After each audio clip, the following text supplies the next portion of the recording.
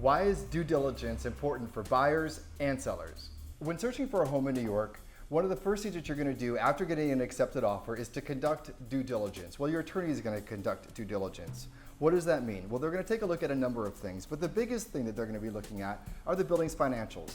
How strong are the building financials, and then also how is the building being run overall?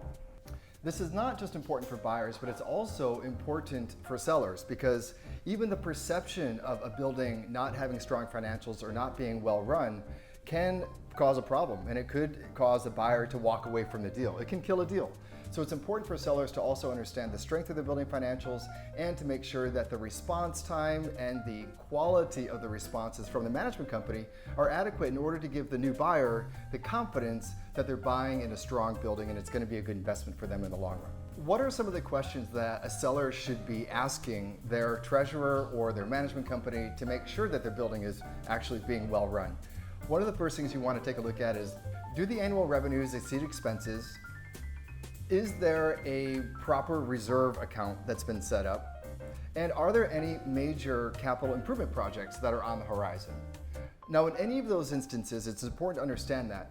But if it's not been adequately budgeted for, or if there are some issues here, the biggest thing that any potential buyer is going to want to know is, what is the plan? How are we going to get around this? So one of the recommendations that we have for sellers is to work with your board, come up with a one-page outline as to what the potential issues are and how is the board addressing it, whether that's going to be a short-term one-time assessment, or they're going to be increasing the common charges or the maintenance.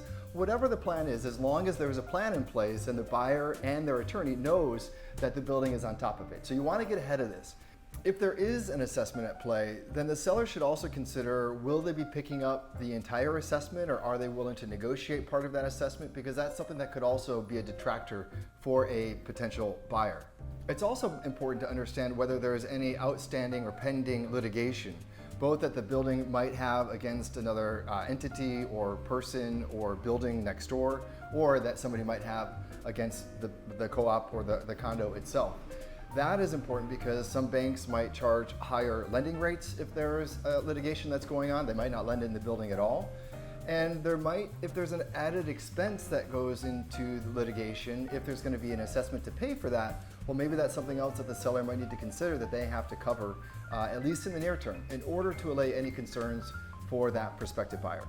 Due diligence is important for not just buyers, but also for sellers. So know your numbers, have a plan, and make sure you're working with an experienced agent and brokerage to help you navigate through this somewhat challenging process. Obviously, we here at Poljan Properties would be happy to talk you through it. Call us, email us, direct message us, or just stop in by the office. We're here and we're happy to help.